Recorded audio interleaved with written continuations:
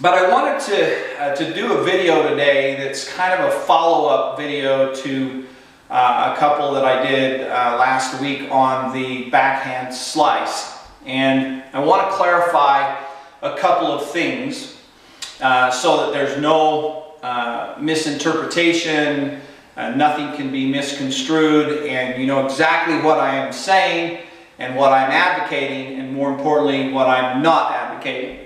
So if you'll recall from these other videos that I did on the slice, we talked about the path of the racket and the fact that the racket, there's a concept out there which honestly I'm not sure where it came from or how it was developed, that you know you want to come down into the ball like this and go across and finish with your racket out in front of you here. So I'm coming back here, I'm taking my racket here, and I'm coming down, and I've even heard them say, you know, take a little slice, like you're slicing off the top of butter or something like that. And notice that where my hand is finishing out here, out in front, right? Even if I get my racket back in a good position here, the path of my racket is not out here in front, okay?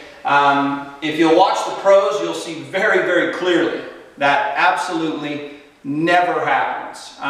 There may be an exception to the rule where a pro is pulled completely out wide and he can just barely get his racket on the ball, and he gets the ball back into play, and his racket might finish somewhat out in front or a little bit to the side, but that's an exception to the rule. What I'm talking about is the rally ball, or even if you're pulled out wide and you're trying to stay in the point. These guys, when they slice the ball, there are some key fundamentals that every single pro in the world uses.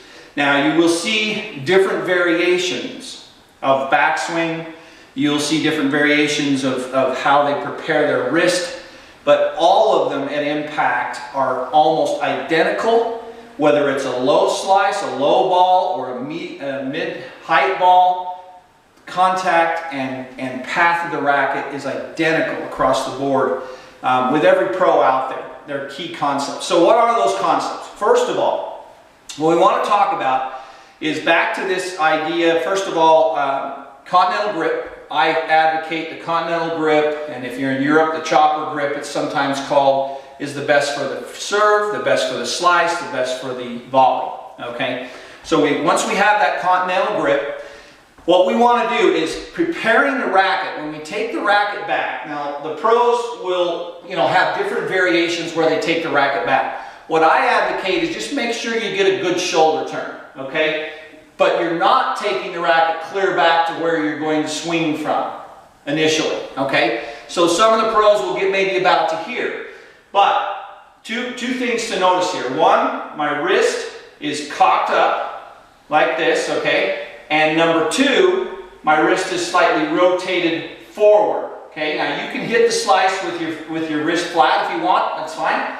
But I advocate rotating it forward. Federer does this, Dimitrov does this, I believe Murray does, Tommy Haas does. Go watch these guys, they're some of the best slices in the world.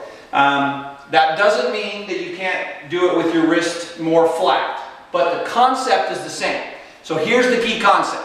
I want to take my racket back about to this point where I get this good shoulder turn, and then when I'm ready to swing, the racket is going to continue to travel back, okay? It travels back, rotates, and comes down onto the ball. Okay, so I'm going to make contact. If it's a medium-height ball about here, if it's a lower ball, I make contact clear down here, but the concept is the same. I'm going to start with a good shoulder turn here, and then I'm going to rotate back. The racket travels back as a product of the swing and comes down on the ball. So back and down on the ball. Back, down on the ball. So it looks like this. The ball comes, hip and shoulder rotation. I'm going to take my racket to about this position. Then when I get to the ball and I'm stepping in, watch the racket is going to travel back and then come down. So back, rotate, down onto the ball. Now, the next thing that I want to talk about, and that I want to clarify, is the racket path. When the pros hit the slice, whether it's a low ball or a medium high ball, they always, always, always finish on the right side of the body. I emphasize that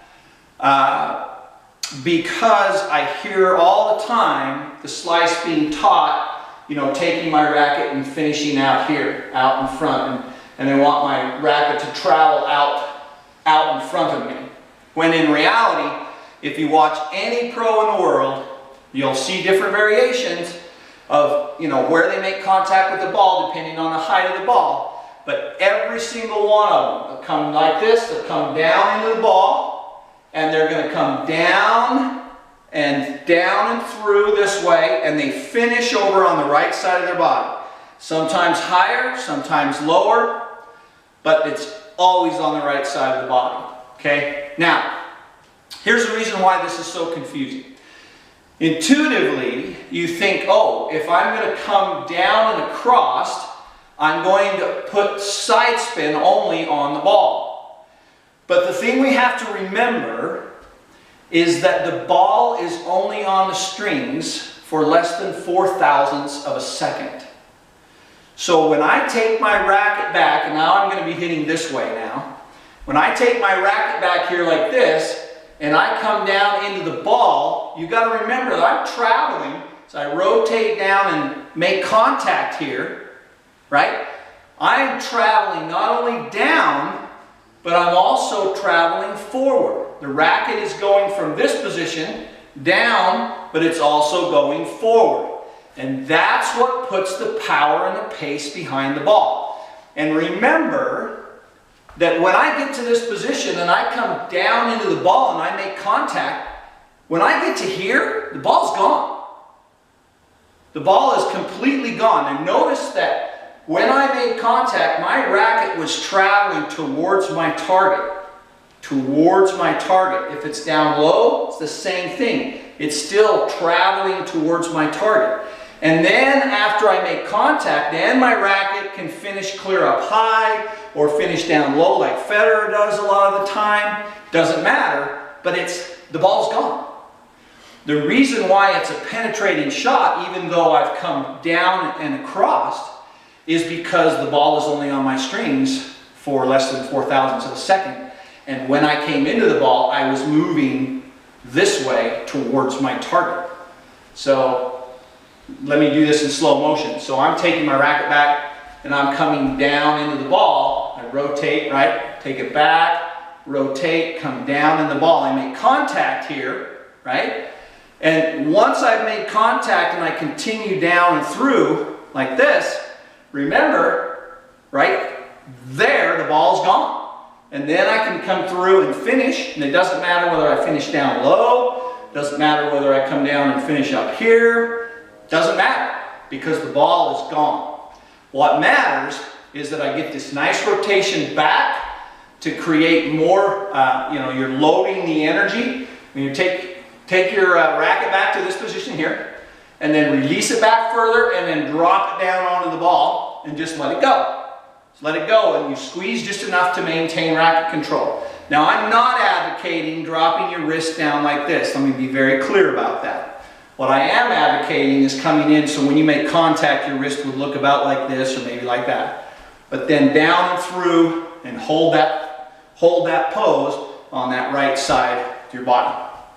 The reason why this is so deceptive, and why it's counterintuitive perhaps, to think down and across when I'm trying to hit the ball, this way, is because you have to remember I am making contact with the ball and I'm going towards my target when I make contact. Then the ball is gone and I continue down and through, and that's why the ball goes that way instead of coming across, side and spinning off, to the left side of the court. So unless you think about it in those terms, you would think if I'm coming down and across, it's going to create side spin on the ball and it's going to go to the left of the court. But what you have to understand is the across part happens after the ball is gone. And that's why the ball goes straight with maybe a little side spin in it, but also backspin, right? when you make contact with the ball on the slice, you want about this relationship with the ball. If it's down low, now there are times when you're going to be hitting down low, well, the racket would be clear down here like this, but that's fine. Go watch Federer, he does it all the time. Comes down, he makes contact right here, and he finishes right over here. So, again, that's a lot of explanation, but I wanted to get detailed into what I was saying and be very, very clear about that. And more importantly, what I'm not saying. So